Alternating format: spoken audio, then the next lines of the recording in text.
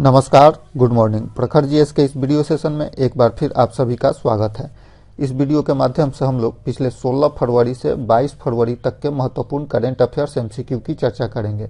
आशा है ये सभी करंट अफेयर्स एमसीक्यू आपके आने वाले परीक्षाओं के लिए लाभकारी साबित होंगे। तो आइए शुरू करते हैं आज का यह वीडियो। पहला क्वेश्चन है, हाल ही में 38वें राष्ट्रीय खेल 2025 का समापन हुआ, यह किस राज्य में आयोजित किया गया था? तो 38वां राष्ट्रीय खेल 2025 कहाँ आयोजित किया गया था? यह आयोजित किया गया था उत्तराखंड में।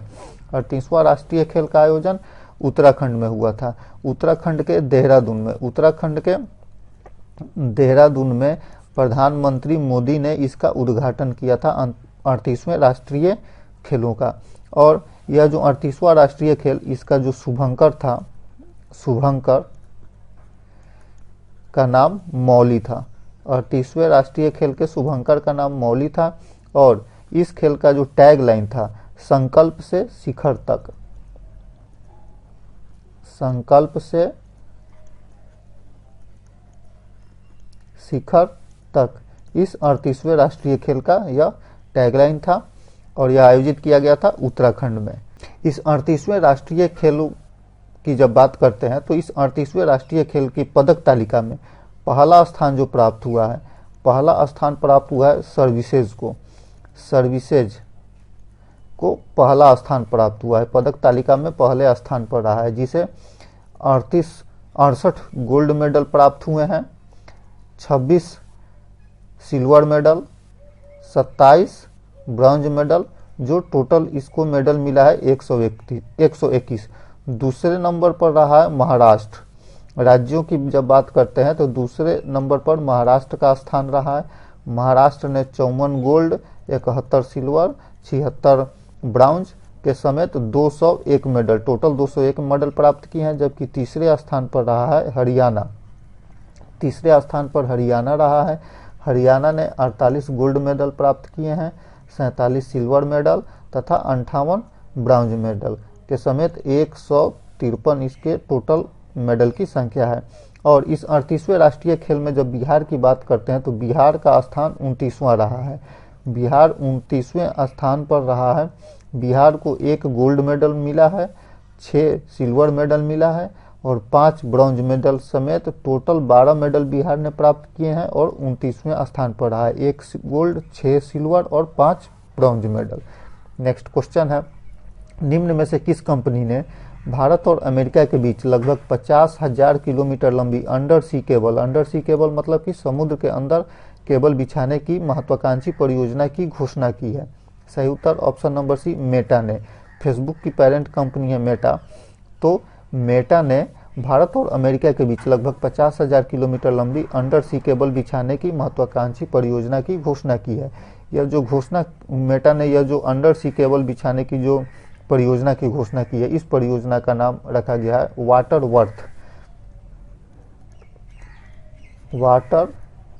वर्थ। परियोजना का नाम है वाटर वर्थ। यह जो परियोजना है, यह तेज इंटरनेट, यह जो परियोजना है, यह परियोजना तेज इंटरनेट के लिए ये तथा डिजिटल समावेशन के लिए इस परियोजना को ये लगाने की घोषणा की गई है। नेक्स्ट क्वेश्चन है, हाल ही में स्थानीय शासन प्रदर्शन सूचकांक 2024 में किस राज्य ने प्रथम स्थान प्राप्त किया है? सही उत्तर option number C, Karnataka. Karnataka ने प्रथम स्थान प्राप्त किया है स्थानीय शासन प्रदर्शन सूचकांक में। स्थानीय शासन प्रदर्शन सूचकांक लोकल गवर्नेंस परफॉर्मेंस इंडेक्स में कर्नाटक राज्य ने प्रथम स्थान प्राप्त किया है। यह जो स्थानीय शासन प्रदर्शन सूचकांक है, यह राज्य के स्थानीय निकायों के प्रबंधन, वित्तीय स्थिति, क्षमता निर्माण और जवाबदेही जैसी पहलुओं पर मूल्यांकन करता है। और यह जो सूचकांक जारी किया गया है, इस सूचकांक में पहले स्थान पर कर्नाटक है, दूसरे स्थान पर केरल का स्थान रहा है, दूसरा स्थान केरल का है और तीसरा स्थान रहा है तमिलनाडु का। जबकि इस स्थानीय शासन प्रदर्शन सूचकांक में बिहार की बात करते हैं तो बिहार का स्थान 18वां रहा है, 18वां स्थान रहा है बिहार का। नेक्स्ट क्वेश्चन है, हाल ही में राष्ट्रीय जनजातीय महोत्सव का आयोजन कहाँ किया गया, जिसका उद्घाटन राष्ट्रपति द्रौपदी मुर्मू ने किया? तो सही उत्तर ऑप्शन नंबर बी, नई दिल्ली में। नई दिल्ली के मेजर ध्यानचंद राष्ट्रीय स्टेडियम में, नई दिल्ली के मेजर ध्यानचंद राष्ट्रीय स्टेडियम में राष्ट्रीय जनजातीय महोत्सव का आयोजन किया गया, जिसे नाम दिया गया आदि महोत्सव। आदि महोत्सव के नाम से अंतर्राष्ट्रीय जनजातीय महोत्सव का आयोजन नई दिल्ली के मेजर ध्यानचंद राष्ट्रीय स्टेडियम में यह आयोजित किया गया, जिसका उद्देश्य था जनजातीय संस्कृति, धरोहर और उसके आर्थिक सशक्तिकरण को बढ़ावा देना जी। और इस राष्ट्रीय जनजातीय महोत्सव का उद्घाटन किया राष्ट्रपति द्रौपदी मुर्मू ने। नेक्स्ट क्वेश्चन है, भारतीय क्रिकेट कंट्रोल बोर्ड ने इंडियन प्रीमियर लीग अर्थात आईपीएल 2025 का कार्यक्रम जारी कर दिया है। इस वर्ष आयोजित होने वाला आईपीएल का क्रम क्या होगा? सही उत्तर ऑप्शन नंबर बी, 18वां सेशन होगा आईपीएल का, जो वर्ष 2025 में आयोजित किया जाएगा। नेक्स्ट क्वेश्चन है, हाल ही में किस देश के धावक जैकब क्लिम्मो ने बार्सिलोना में आयोजित सबसे तेज हाफ मैराथन पूरा करने का रिकॉर्ड बनाया है? सही उत्तर ऑप्शन नंबर बी, युगांडा के हैं जैकब किप्लिमो। ये युगांडा के धावक हैं जिन्होंने बार्सिलोना में आयोजित हुआ था हाफ मैराथन, इस हाफ मैराथन में दौड़ा और सबसे तेज हाफ मैराथन पूरा करने का इन्होंने रिकॉर्ड बनाया है। ये युगांडा में, युगांडा जो है यह पूर्वी अफ्रीकी देश है और युगांडा, तंजानिया और कीनिया के बॉर्डर पर विक्टोरिया झील है। विक्टोरिया झील कहाँ है? तो युगांडा, तंजानिया और कीनिया के बॉर्डर पर विक्टोरिया झील है, जो कि यह विक्टोरिया झील विश्व में सबसे बड़े मीठे पानी के मछली पालन के लिए प्रसिद्ध है। और इसी विक्टोरिया झील के किनारे स्थित युगांडा के जैकब किप्लिमो ने बार्सिलोना में आयोजित हाफ मैराथन सबसे तेज हाफ मैराथन पूरा करने का रिकॉर्ड बनाया है। नेक्स्ट क्वेश्चन है, हाल ही में आयोजित किए गए स्पोर्ट स्टार एसएस अवार्ड का आयोजन किया गया, जिसके अंतर्गत निम्न में से किस खिलाड़ी को sport star of the year पुरस्कार से सम्मानित किया गया है? तो सही उत्तर हो जाएगा पीआर श्रीजेश, जो पूर्व में भारतीय क्रिकेट हॉकी टीम के गोलकीपर थे, कप्तान थे और इन्हीं के समय में पिछले वर्ष भारतीय ओलंपिक टीम ने ओलंपिक में मेडल प्राप्त किया था और उसके बाद से पीआर श्रीजेश ने अंतर्राष्ट्रीय हॉकी से संन्यास की घोषणा की थी। तो पीआर श्रीजेश को स्पोर्ट स्टार्स एसएस अवार्ड 2025 में sport star of the year पुरुष का खिताब इन्हें दिया गया है, जबकि sport star of the year महिला का खिताब मिला है मनु भाकर को। मनु भाकर जो कि शूटिंग की खिलाड़ी हैं और इसी ओलंपिक में, जो पिछली बार 2024 में जो ओलंपिक हुआ था पेरिस ओलंपिक, इसमें मनु भाकर ने 2 पदक प्राप्त किए थे और भारत की तरफ से यह पहली खिलाड़ी बनी थी जिसने एक ही ओलंपिक में 2 पदक इन्होंने प्राप्त किया था। और एक स्वप्निल कुसाले को स्पोर्ट्समैन ऑफ द ईयर पुरस्कार से सम्मानित किया गया है। नेक्स्ट क्वेश्चन है, हाल ही में भारत के मुख्य चुनाव आयुक्त कौन बने हैं? सही उत्तर option number B, Gyanesh Kumar हाल ही में भारत के मुख्य चुनाव आयुक्त बने हैं। इन्होंने राजीव कुमार का स्थान लिया है। और यह जो मुख्य चुनाव आयुक्त हैं, तो भारत में जो चुनाव आयोग होता है यह आर्टिकल 324 के अंतर्गत, भारतीय संविधान के आर्टिकल 324 के अंतर्गत चुनाव आयोग की चर्चा की गई है। और भारत में चुनाव आयुक्त जो होते हैं, 3 चुनाव आयुक्त होते हैं, एक मुख्य चुनाव आयुक्त और 2 चुनाव आयुक्त होते हैं। तो मुख्य चुनाव आयुक्त ज्ञानेश कुमार को अभी हाल ही में बनाया गया है और 2 जो चुनाव आयुक्त हैं डॉक्टर सुखवीर सिंह संधू और विवेक जोशी, ये 2 चुनाव आयुक्त है। और इन चुनाव आयुक्तों का जो कार्यकाल होता है यह 6 वर्ष होता है या 65 वर्ष, जो पहले पूरा हो जाए, 6 वर्ष और 65 वर्ष। एक दूसरी बात, ज्ञानेश कुमार जो बने हैं ये भारत के जब चुनाव आयुक्त बने हैं तो ये भारत के 26वें चुनाव आयुक्त हैं, भारत के 26वें चुनाव आयुक्त। इस चुनाव आयुक्त की नियुक्ति की जब बात की जाती है तो भारत के मुख्य चुनाव आयुक्त की नियुक्ति के लिए एक 3 सदस्यीय कमेटी होती है। इस 3 सदस्यीय कमेटी में पीएम शामिल होते हैं, विपक्ष के नेता शामिल होते हैं और पीएम द्वारा विपक्ष के नेता और पीएम द्वारा नियुक्त कोई केंद्रीय मंत्री, पीएम द्वारा नियुक्त, कोई केंद्रीय मंत्री। इन 3 लोगों की एक कमेटी होती है जो मुख्य चुनाव आयुक्त का चयन करती है और इस कमेटी के बहुमत से मुख्य चुनाव आयुक्त का चयन किया जाता है। यह जो चुनाव आयुक्त है आर्टिकल 324 के अंतर्गत चुनाव आयोग जो होता है, इसमें जो चुनाव आयुक्तों की संख्या है 1989 ईस्वी तक भारत में एक सदस्यीय चुनाव आयोग हुआ करता था। उसके बाद से 1993 में यह बढ़ के 3 सदस्यीय चुनाव आयोग हो गया। नेक्स्ट क्वेश्चन है, हाल ही में किस राज्य ने जी सफल योजना शुरू की है? तो गुजरात राज्य ने जी सफल योजना शुरू की है। जी सफल योजना अर्थात Gujarat scheme for Antyodaya families for augmenting livelihoods. इसका जो उद्देश्य है आर्थिक रूप से कमजोर अंत्योदय परिवारों की आजीविका को मजबूत करना, महिलाओं को आत्मनिर्भर बनाना और आर्थिक स्वतंत्रता बढ़ाना महिलाओं की। तो जी सफल योजना शुरू की गई है गुजरात राज्य में। नेक्स्ट क्वेश्चन है, हाल ही में इसरो ने अपने अगले 10 वर्षों के लिए भारत का अंतरिक्ष रोड मैप पेश किया है। इसरो के नवनियुक्त अध्यक्ष कौन है? सही उत्तर option number A B Narayanan. B Narayanan ISRO के अध्यक्ष हैं। इन्होंने एस सोमनाथ का स्थान लिया है। हाल ही में इसरो ने अगले 10 वर्षों के लिए भारत का अंतरिक्ष रोड मैप जारी किया है। इस अगले 10 वर्षों में गगनयान, जो कि भारत 2026 में गगनयान मिशन भेजेगा, 2027 में चंद्रयान 4 मिशन भेजेगा। ये मिशन भी इसरो के अगले 10 वर्षों में शामिल है। नेक्स्ट क्वेश्चन है, हाल ही में भारत की पहली ग्लोबल कैपेबिलिटी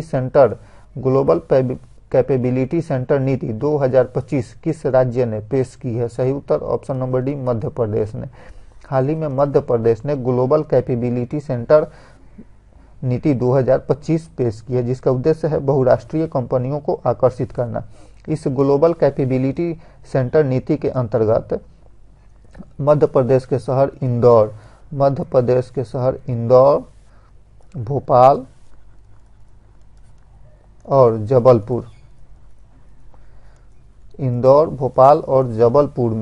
जबलपुर को वैश्विक व्यापार हब के रूप में विकसित किया जाएगा। इंदौर की जब बात होती है तो स्वच्छता सर्वेक्षण में एक बार फिर इंदौर सबसे स्वच्छ शहर का पुरस्कार प्राप्त किया था। नेक्स्ट क्वेश्चन है, निम्न में से किसे ब्रिटेन और भारत के व्यापारिक संबंधों में उनके योगदान और सेवाओं के लिए ब्रिटिश साम्राज्य के सबसे उत्कृष्ट अवार्ड सिविल डिवीजन से सम्मानित किया गया है? सही उत्तर option number B N Chandrasekaran जो कि टाटा समूह के चेयरमैन हैं।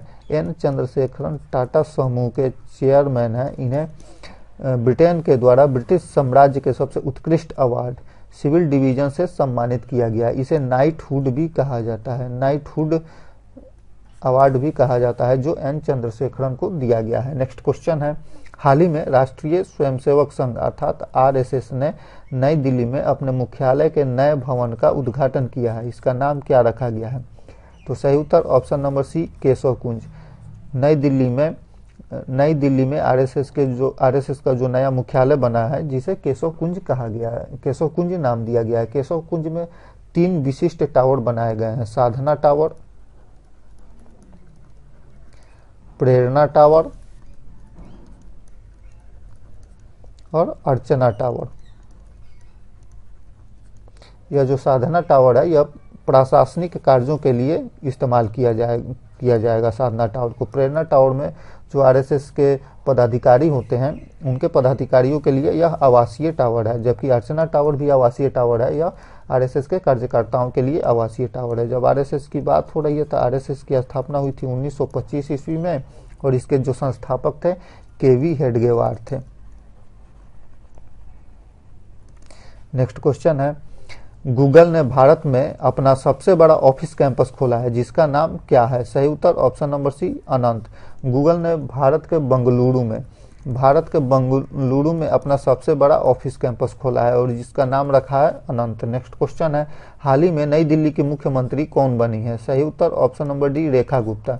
हाल ही में रेखा गुप्ता नई दिल्ली की मुख्यमंत्री बनी है। नई दिल्ली विधानसभा का चुनाव हाल ही में संपन्न हुआ था, जिसमें दिल्ली विधानसभा में कुल 70 सीटें हैं। इन 70 सीटों में भारतीय जनता पार्टी ने 44 सीटें प्राप्त कर बहुमत प्राप्त किया था। तो उसके बाद से विधायक दल की नेता चुनी जाने के बाद से रेखा गुप्ता ने दिल्ली के मुख्यमंत्री के रूप में शपथ ली है। दिल्ली के उपराज्यपाल बीके सक्सेना ने उन्हें मुख्यमंत्री पद की शपथ दिलाई। नेक्स्ट क्वेश्चन है, किस संगठन ने कल्पना कीजिए ऐसी दुनिया में जहां विज्ञापन में अधिक महिलाएं हों अभियान शुरू किया है? सही उत्तर ऑप्शन नंबर है यूनेस्को। यूनेस्को ने कल्पना कीजिए ऐसी दुनिया में जहां विज्ञान में अधिक महिलाएं हों अभियान शुरू किया है। अब यूनेस्को की बात हो रही है तो यूनेस्को की स्थापना हुई थी 1945 ईस्वी में और इसका हेडक्वार्टर है पेरिस में, फ्रांस के पेरिस में। और इसके जो प्रमुख हैं, यूनेस्को के प्रमुख अभी हैं आंद्रे अजोले। नेक्स्ट क्वेश्चन है, हिंद महासागर सम्मेलन का 8वां संस्करण कहाँ आयोजित किया गया? सही उत्तर ऑप्शन नंबर है मस्कट में। मस्कट जो कि ओमान में स्थित है, ओमान के मस्कट में हिंद महासागर सम्मेलन का 8वां संस्करण हाल ही में आयोजित किया गया है। हिंद महासागर जो है यह वैश्विक कंटेनर यातायात का 70% तथा भारत के कुल ऊर्जा व्यापार का 90% यह रखता है। नेक्स्ट क्वेश्चन है, ब्रिक्स शिखर सम्मेलन 2025 का मेजबानी कौन सा देश करेगा? सही उत्तर option number B Brazil. BRICS शिखर सम्मेलन 2025 में ब्राजील के रियो डी जनेरियो में ब्रिक्स शिखर सम्मेलन 2025 आयोजित किए जाएंगे। ब्राजील जो है यह ब्रिक्स की अध्यक्षता कर रहा है। ब्रिक्स में वर्तमान में सदस्यों की संख्या 11 है और ब्राजील, रूस, भारत, चीन और दक्षिण अफ्रीका ब्रिक्स के सदस्य थे, जबकि हाल ही में सऊदी अरब, मिस्र, यूएसए, इथियोपिया, ईरान और इंडोनेशिया ब्रिक्स के नए सदस्य देश बने हैं। नेक्स्ट क्वेश्चन है, हाल ही में पीएम आशा योजना को वर्ष 2025-26 तक के लिए बढ़ा दिया गया है। इसका प्राथमिक उद्देश्य क्या है? सही उत्तर ऑप्शन नंबर डी किसानों की उपज का लाभकारी मूल्य सुनिश्चित करना। पीएम आशा योजना जो कि वर्ष 2025-26 तक के लिए इसे बढ़ा दिया गया है। तो पीएम आशा योजना का जो पूरा नाम है प्रधानमंत्री अन्नदाता आय संरक्षण अभियान, और इस योजना को वर्ष 2025-26 के लिए बढ़ा दिया गया है, जिसका उद्देश्य है किसानों की उपज का लाभकारी मूल्य सुनिश्चित करना। नेक्स्ट क्वेश्चन है, कौन सा राज्य विधानसभा में अनुवाद प्रणाली लागू करने वाला भारत का पहला राज्य बन गया है? सही उत्तर ऑप्शन नंबर है उत्तर प्रदेश। उत्तर प्रदेश विधानसभा में अनुवाद प्रणाली लागू करने वाला भारत का पहला राज्य बन गया है। नेक्स्ट क्वेश्चन है, भारत का पहला open air art wall museum कहाँ उद्घाटन किया गया है? सही उत्तर ऑप्शन नंबर सी नई दिल्ली में। नई दिल्ली के मौसम भवन में भारत का पहला ओपन एयर आर्ट वाला म्यूजियम उद्घाटन किया गया है। नेक्स्ट क्वेश्चन है, किस संगठन ने मेजराना वन नामक अपनी पहली क्वांटम कंप्यूटिंग चिप लॉन्च की है? तो सही उत्तर ऑप्शन नंबर बी माइक्रोसॉफ्ट ने अपनी पहली quantum computing chip Majorana one launch की है। क्वांटम कंप्यूटिंग का अर्थ होता है डाटा प्रोसेसिंग के लिए कोई जो कंप्यूटर है वह क्वांटम फिजिक्स का उपयोग करता है, जिसे क्वांटम कंप्यूटिंग कहा जाता है। तो माइक्रोसॉफ्ट ने मेजराना वन नामक क्वांटम कंप्यूटिंग चिप लॉन्च की है हाल ही में। नेक्स्ट क्वेश्चन है, अखिल भारतीय ट्रांसजेंडर सम्मेलन 2025 का मेजबान कौन सा शहर होगा? तो सही उत्तर है option number C Ajmer. Rajasthan में अजमेर शहर अखिल भारतीय ट्रांसजेंडर सम्मेलन 2025 का मेजबानी कर रहा है। नेक्स्ट क्वेश्चन है, अगला एआई शिखर सम्मेलन किस देश में आयोजित किया जाएगा? सही उत्तर ऑप्शन नंबर डी भारत में। हाल ही में भारत के प्रधानमंत्री नरेंद्र मोदी फ्रांस के यात्रा पर थे। उन्होंने फ्रांस में आयोजित एआई शिखर सम्मेलन में भाग लिया। तो जब प्रधानमंत्री मोदी फ्रांस में आयोजित एआई शिखर सम्मेलन में शामिल होने गए थे, वहीं पर एआई शिखर सम्मेलन में घोषणा किया गया कि अगला जो एआई शिखर सम्मेलन होगा वह भारत में आयोजित किया जाएगा। नेक्स्ट क्वेश्चन है, कंस्टेंटाइन टैसोलस को हाल ही में किस देश का नया राष्ट्रपति चुना गया है? सही उत्तर ऑप्शन नंबर डी ग्रीस का राष्ट्रपति चुना गया है। ग्रीस को पहले यूनान कहा जाता था, जो कि भूमध्य सागर के उत्तर पूर्व स्थित द्वीपों का एक समूह है जिसे ग्रीस कहा जाता है। इसे पहले यूनान के नाम से जाना जाता था। नेक्स्ट क्वेश्चन है, भारत संयुक्त सैन्य अभ्यास धर्म गार्जियन के 6ठे संस्करण का आयोजन किस देश के साथ कर रहा है? तो धर्म गार्जियन जो संयुक्त सैन्य अभ्यास है, यह धर्म गार्जियन भारत और जापान के बीच आयोजित किया जा रहा है। इसका जो आयोजन है यह जापान के माउंट फूजी में, जापान के माउंट फूजी में धर्म गार्जियन का 6ठा संस्करण आयोजित किया जा रहा है। भारत और जापान के बीच संयुक्त सैन्य अभ्यास है धर्म गार्जियन। नेक्स्ट क्वेश्चन है, हाल ही में किस देश में तमिल कवि और दार्शनिक तिरुवल्लुवर की प्रतिमा का अनावरण किया गया है? सही उत्तर ऑप्शन नंबर डी, फिलीपींस में। हाल ही में फिलीपींस में तमिल कवि और दार्शनिक तिरुवल्लुवर की प्रतिमा का अनावरण किया गया है। फिलीपींस के सेबू में, फिलीपींस के सेबू में एक कॉलेज है, Gullas college of medicine, Gullas college of medicine में तमिल कवि और दार्शनिक तिरुवल्लुवर की प्रतिमा का हाल ही में अनावरण किया गया है। नेक्स्ट क्वेश्चन है, 5वीं बहुपक्षीय नौसेना अभ्यास कोमोडो का आयोजन कहाँ किया जा रहा है? सही उत्तर ऑप्शन नंबर है, इंडोनेशिया में। 5वीं बहुपक्षीय नौसेना अभ्यास कोमोडो का आयोजन इंडोनेशिया में किया जा रहा है। यह इंडोनेशिया के बाली में इसका आयोजन किया जा रहा है, जिसका विषय है शांति और स्थिरता के लिए समुद्री साझेदारी। धन्यवाद।